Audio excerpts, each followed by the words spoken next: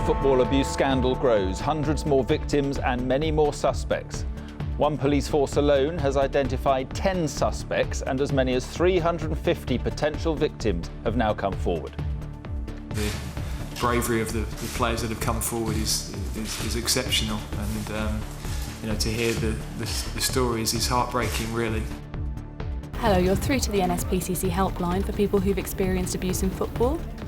And tonight, a special children's charity helpline is inundated with calls. Also on the programme, EU migration into Britain hit record levels just as the country voted to quit the Union. The smiles before the tragedy, the final moments aboard the plane that crashed in Colombia. And a job for Joe. The bored 89-year-old goes back to work in a cafe.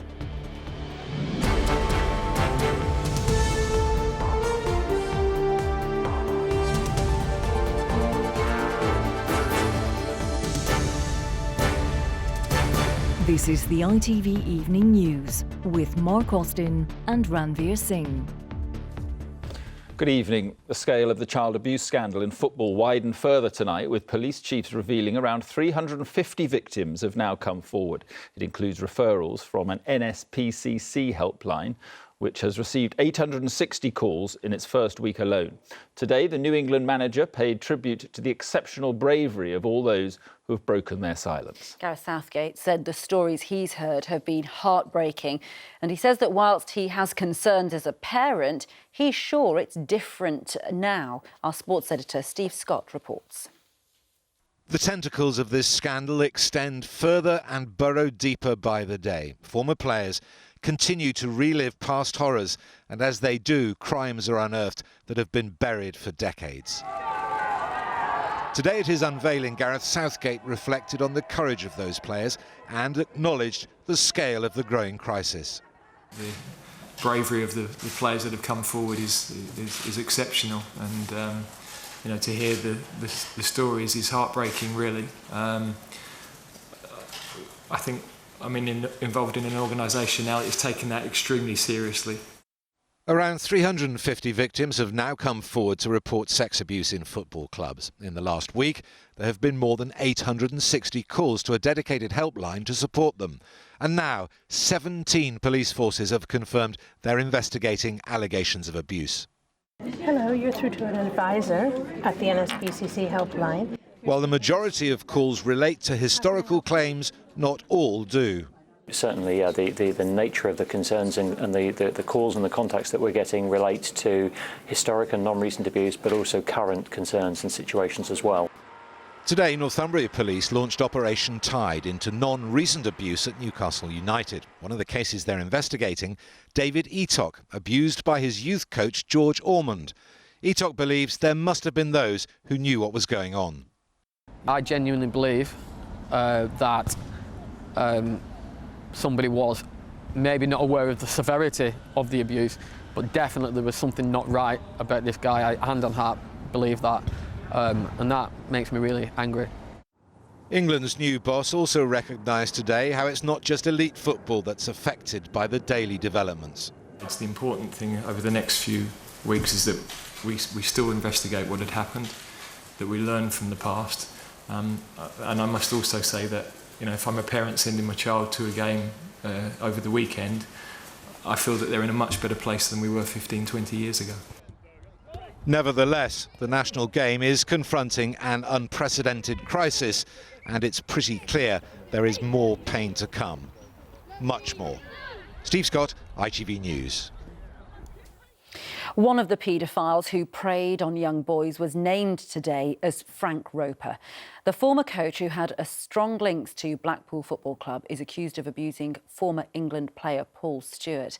That case is being investigated by Greater Manchester Police, which tonight revealed it's now looking at a total of 10 separate suspects and 35 cases. Ben Chapman reports from Blackpool on the unmasking of a child abuser. He was, to most, the charming, generous junior football coach. But out of view, many of the boys who played for Frank Roper say they encountered a devious, dangerous monster. He is the man Paul Stewart says abused him for 4 years as a teenager. He can now speak openly about Roper after learning he's dead. I'm disappointed that he won't be brought to justice. I want to be held account for his actions. I'm not as upset as my wife and children are because of what his actions have damaged me. Paul met Roper through a youth team called Nova Juniors. He'd take boys on tours abroad with the promise of one day playing for Blackpool. He also owned a sports shop in the town, and former players say he'd ply them with gifts like football boots and shirts. In short, they say they were groomed, brought for day trips at the seaside, given money for the arcades and tickets to Blackpool home games. They say some boys would stay over at Roper's house, where he'd abuse them. There's no suggestion anyone at Blackpool knew Roper was sexually abusing boys, and the club says it's yet to receive any information about any investigation. But the boys kept it quiet. Mark Bradshaw wasn't abused sexually, but says he was abused physically. They were all frightened of Roper. His positive side was always there when parents was around. His character did change when parents weren't there. He would hit, he'd strike you, he'd tell you what, if you want to make a footballer, you have to do better.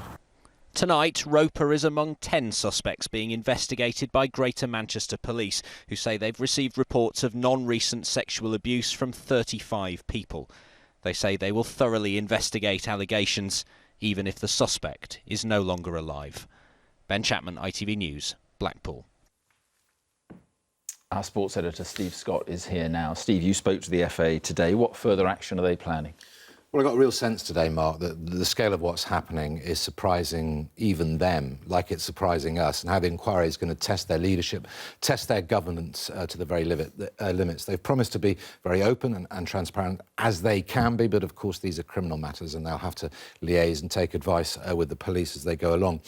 They did confirm one other thing today, and that is they are investigating any clubs or any claims into any clubs who've offered hush money, got contracts to, in other words, stop people who claim they've been abused for coming and speaking out. They say they're going to liaise with police on that. But if anybody is found guilty of that, they say once the police have dealt with them, once that process has gone through, they will hand out very strong sanctions to those clubs. And they point out that they don't care whether that's a big club or a small club. Whoever it is, there'll be no favours shown.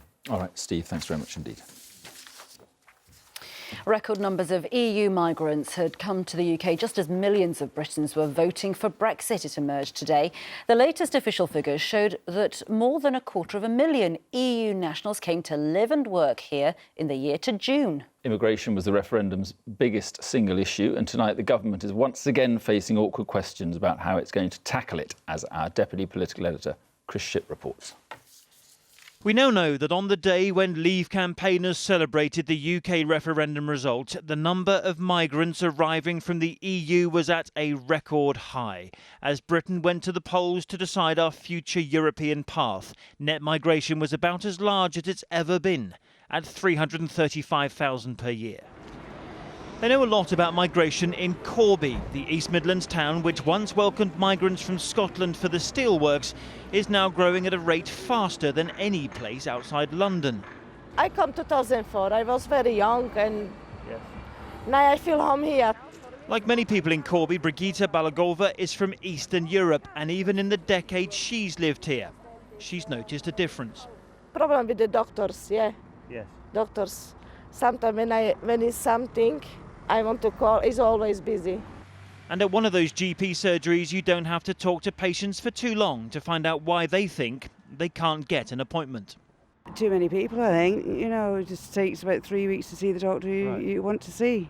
And do you think that's because there are too many Eastern European migrants who've come here too quickly in the past few years? Probably. There's too many coming into Corby.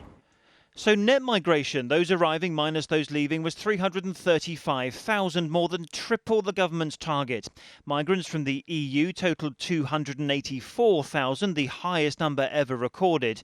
And the largest single contribution was from Bulgaria and Romania. 70,000 arrived from those two countries. Theresa May will go down as the worst British Home Secretary in history. We've got the highest number of net immigration coming into the United Kingdom, which means longer waiting times for GPs, more competition for school places and more pressures on housing. But on the day the Prime Minister had to defend these figures, her Foreign Secretary was also in defensive mode. Boris Johnson denied reports he'd told a meeting of ambassadors recently that despite what you've heard him say many times in the referendum campaign, he was in favour of the EU's free movement of people. Immigration had been a good thing for the UK in many respects, but it had got out of control, and that we needed to take back control. And I think you will find the record reflects that. Of course, migration was a major factor in the EU referendum, some campaigns more controversial than others. But in places like Corby, migration, it seems, did weigh heavily on those who voted to leave. Corby is growing at such speed you'll find housing developments like this one across this part of Northamptonshire. And while many areas of the country will identify with pressures on school places and on GP surgeries, in a town growing twice as fast as the rest of the country, they feel it more. And 2/3 of voters here chose to leave the EU. Chris Ship, ITV News, Corby. And the Brexit Secretary admitted today that Britain could continue paying money to Brussels after leaving the EU to secure access to the single market. David Davis told MPs the government wanted the best possible deal. Political correspondent Paul Brand is in the House of Commons tonight. Paul, was this something of a surprise? Well, when you consider the Brexiteers drove round in a big red bus with a huge promise plastered across the side of it saying if we leave the EU, we will get back £350 million a week, then yeah, I think some voters will feel surprised tonight, perhaps a little shortchanged tonight by what the Brexit Secretary has been suggesting here in the Commons. He's actually spent the afternoon travelling around Wales, flipping Welsh cakes. Of course, he was rumoured earlier this week to have said when it comes to Brexit, he wants to have his cake and eat it. Well, now we know he wants to pay for it too, because he has not ruled out paying into the single market to keep our free trade with other European countries, even after we have left the EU. This is what he said in an exchange with a Labour MP this morning. Will the government consider making any contribution in any shape or form for access to the single market? The major criterion here is that we get the best possible access for goods and services to the European market. And if that is included in what he's talking about, then of course we would consider it. Well, this has not gone down well with MPs on either side of the Brexit debate. Brexiteers and Remainers unusually unified in saying this isn't quite what was promised during the referendum campaign. The government, though, standing by what the Brexit Secretary has said. They say it's perfectly reasonable to keep our options open, to try and get the best deal possible. Difficult, though, to see how this particular deal, this particular option, will satisfy anyone. All right, Paul, thank you very much. An audio recording of the final moments of the passenger jet which crashed in Colombia, killing most of a talented Brazilian football team, has been released. In it, a crew member can be heard frantically calling for directions to a runway. They also say the aircraft is suffering from a total electrical and fuel failure. Before there's silence, 71 people died in the crash. Sally Lockwood has more. This was the scene on board before takeoff. On the way to the biggest game in the club's history, the team is in good spirits. And so is the crew. I think we'll return with good results, he says. But instead, just hours later, the pilot makes this distress call to air traffic control.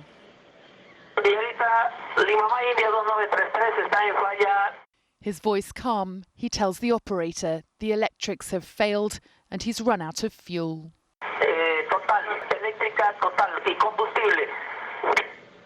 The operator tries to help him land.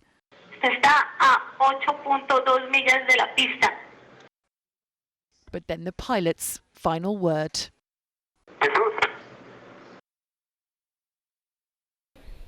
71 people died when the aircraft plunged into the Colombian mountainside.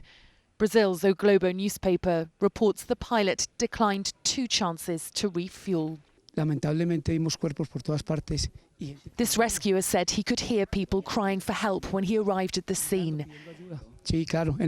Several people at the rear part survived, he said. It was in fact 6 people, including 3 players. Fans were due to be celebrating the side's greatest success this week at the Copa Sudamericana final. Instead, they gathered in the stadium in grief. The few players left behind are now leading the tributes to their teammates, while countless questions remain about their final journey. Sally Lockwood, ITV News. The United Nations says 30,000 people are receiving aid after fleeing eastern Aleppo in the past few days. Civilians have been forced from the besieged city after pro-government forces made sweeping gains from rebel forces. Today, the Syrian government and Russia rejected calls for a pause in the fighting to evacuate hundreds of injured people. A rare air pollution alert has been issued at bus stops, tube stations and roadsides across London tonight. It's made whenever pollution levels hit high levels, and people with lung and heart problems are advised to take extra care. It came as the health watchdog NICE called for measures such as lower speed limits and speed bump removal to reduce harmful vehicle emissions. Our science correspondent Alok Jha has more. This is one of the most polluted, busiest roads in London. The traffic and the choking fumes are so unpleasant that the residents of this nearby street have had enough. Queuing traffic means worse air for those who've got no choice but to go out into the fumes. It's quite overwhelming of the amount of pollution there is on our street. The cars are just jammed up. We've noticed in the last 3-4 years it's got worse and worse and worse, and it's built up to kind of breaking point. And just walking home from school, you can't cross the road, there's black smoke everywhere, there's lorries. Lola struggles with breathing, so we have to have extra inhalers on certain days. She's been hospitalised 5 times in the last 4 years because of asthma. This afternoon, the Mayor of London issued air quality warnings around bus stops and roadsides in the capital. Air pollution across England has become so bad that today health authorities weighed in with urgent guidance for towns and cities on how to begin to deal with the problem. The new guidelines include redesigning or even getting rid of speed bumps to stop people slowing down and then speeding up again, having different speed limits at different times to help traffic flow and reduce fumes, and reducing the number of trees on busy streets, as leaves can actually slow down air circulation. Air pollution from vehicle exhausts can cause breathing and heart problems. This doctor has seen an increasing number of those problems over the course of his career. Patients with respiratory disease tend to suffer more, especially asthma and COPD patients. So they have more symptoms. Some of them are bad enough to even come to the hospital with acute attacks. Today's advice is aimed at local authorities, but it won't clear the air by itself. Pollution will only fall if we can be persuaded to drive fewer, cleaner vehicles on our roads. Alok Jha, ITV News. And for more on that pollution guidance and the latest on the air pollution alert, go to our website, itv.com/news. A 15-year-old boy has been charged with the manslaughter of a Polish man in Essex. Arkadiusz Jóźwik was attacked outside a row of takeaway shops in Harlow in August and died in hospital 2 days later. The teenager will appear in court in January. Voters have been going to the polls today for a by-election in Richmond Park. It was triggered by the resignation of Zach Goldsmith, who quit his party over the third runway at Heathrow. The polls close at 10 p.m, with the winner expected to be declared by tomorrow afternoon. Telecoms watchdog Ofcom is reviewing the price of landline-only rentals over concerns the elderly are being stung by high costs. The regulator says landline prices have risen up by 41% since 2010, while wholesale prices have fallen by a quarter. And Prince Harry and singer Rihanna have taken HIV tests together to raise awareness about the illness on World AIDS Day. The Prince persuaded the pop star to take the test with him while on his tour in Barbados. There was an extra special welcome for guests at one hotel in Cumbria today. They are the first to stay at the Glenridding Hotel for almost a year after it was wrecked by Storm Desmond, along with much of the local area. For a time, the owners wondered whether they'd ever be able to reopen. But as Damon Green reports, thanks to some incredible community spirit, they're back in business. Visit this village today and you'd have no idea just how different the scene was just under 12 months ago. But 12 months is how long it's taken to repair the damage, caused by Storm Desmond. When the river burst its banks in Glenridding, it was just one of dozens of floods to hit the north of England, with a severity few had seen in their lifetime. But in this Cumbrian village, one building took the full force, and that was the Glenridding Hotel. The kitchens, the bar, everything below the ground floor full of water and mud. A family business that seemed last December to have taken a fatal blow. It's a lot of work for you, isn't it? Yeah, it's not going to be up for Christmas. We have so many guests that were due to arrive over Christmas, New Year. And you've got to disappoint them. And we have to disappoint them. But this was the scene this morning, a year almost to the day since the floodwaters hit and the hotel finally reopened. Liz, who'd been in tears the last time we met, full of praise for the dozens of volunteers who'd made this day possible. Without the support that we've had from the community and from people all over the country, we would never have been here today. I think that gave us that extra, energy to really succeed and make sure that we open the doors. Of the locals who turned out to help, one of them was Robert, a machine driver who gave his own time in terrible conditions, and he says he'd do it again. The village was in a bit of a pickle, and most of the rest of the world didn't know about it because they were focusing on Carlisle and other places, but this was as bad as anywhere in its own right. There's still work to be done, and the threat of flooding will always be there, but the Glenridding Hotel at least is finally back open for business. Damon Green, ITV News, in Cumbria. And finally tonight, a heartwarming update on a story we brought to you on Monday. We reported how 89-year-old Joe Bartley was so bored of retirement he was desperate to find a job. The war veteran put an ad in the local newspaper and was offered not one but 2 jobs.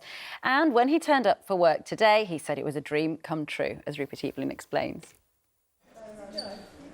Arguably Britain's most famous unemployed pensioner is going back to work.